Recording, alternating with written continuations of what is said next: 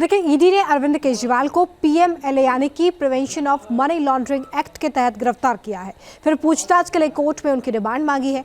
और आखिर ये पीएमएलए एक्ट है क्या, क्यों इसमें जमानत मिलने में केजरीवाल को मुश्किल हो रही है, ये रिपोर्ट आपको समझाएगी।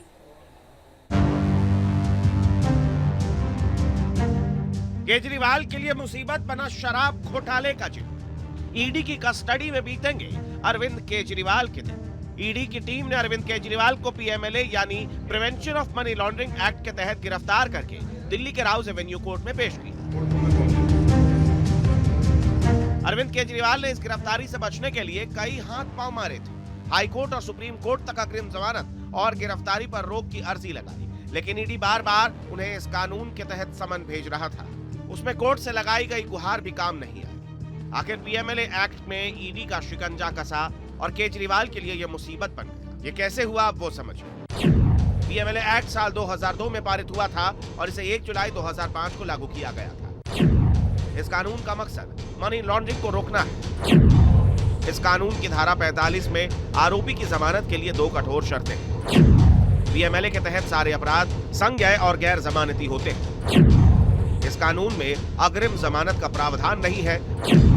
आरोपी की गिरफ्तारी के लिए वारंट की जरूरत नहीं होती और सबसे बड़ी बात कि पीएमएलए के तहत गिरफ्तार होने वाले को कोर्ट में अपनी बेगुनाही साबित करनी होती है। ईडी लगातार अरविंद केजरीवाल को समन भेजकर पूछताछ के लिए बुला रहा था, लेकिन केजरीवाल जब पेश नहीं हुए तो ईडी ने पीएमएलए एक्ट के उस अधिकार का इस्तेमाल किया जिसके तहत कुछ शर्तों के साथ ईडी बिना किसी वारंट के आरोपी के परिसर की तलाशी ले सकती है और उसे गिरफ्तार कर सकती है। ईडी को आरोपी की संपत्ति की नीलामी और कुर्की का अधिकार भी मिला है। ईडी के इस अधिकार को सुप्रीम कोर्ट में चुनौती भी दी गई थी, लेकिन सुप्रीम कोर्ट ने जुलाई 2022 में फैसला सुनाया और ईडी के अधिकारों को बरकरार रखा। 2018 में धारा 45 में जमानत की 2 शर्तों को जोड़ने वाले पीएमएलए एक्ट में संशोधन को भी सही ठहराया गया था। एससी ने मनी लॉन्ड्रिंग को जघन्य अपराध माना था। ईडी ने पीएमएलए एक्ट के तहत अरविंद केजरीवाल ही नहीं बल्कि दिल्ली की आम आदमी पार्टी सरकार के 2 पूर्व मंत्री मनीष सिसोदिया और सत्येंद्र जैन को भी गिरफ्तार किया था। आम आदमी पार्टी नेता संजय सिंह को भी गिरफ्तार किया गया और ये सभी इस वक्त जेल में। यानी साफ है कि पीएमएलए एक्ट में अरविंद केजरीवाल पर भी जेल जाने का संकट मंडरा रहा है, क्योंकि पीएमएलए एक्ट में जमानत मिलना मुश्किल है और आरोपी को जेल में रहते हुए खुद को निर्दोष साबित करना आसान नहीं होता।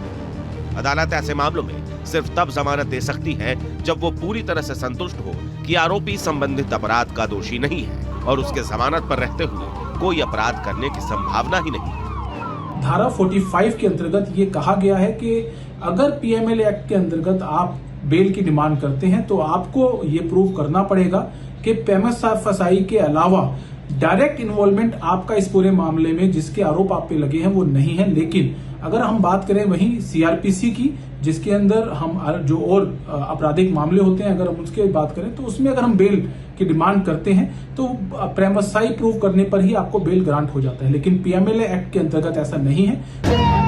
पीएमएलए के तहत दोषी पाए गए आरोपियों के खिलाफ सख्त कार्रवाई करने का प्रावधान है। इसके तहत कम से कम 3 वर्ष की कठोर कारावास की सजा का प्रावधान है, जिसे 7 वर्ष तक भी बढ़ाया जा सकता है।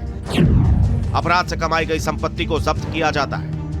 मतलब भ्रष्टाचार के खिलाफ पीएमएलए एक्ट में पहले ही आम आदमी पार्टी की मुश्किलें बढ़ा रखी हैं। उसके नेता जेल में, अब उसी पीएमएलए एक्ट में गिरफ्तारी ने आपके मुखिया अरविंद केजरीवाल की मुसीबत बढ़ा दी है। D news nation.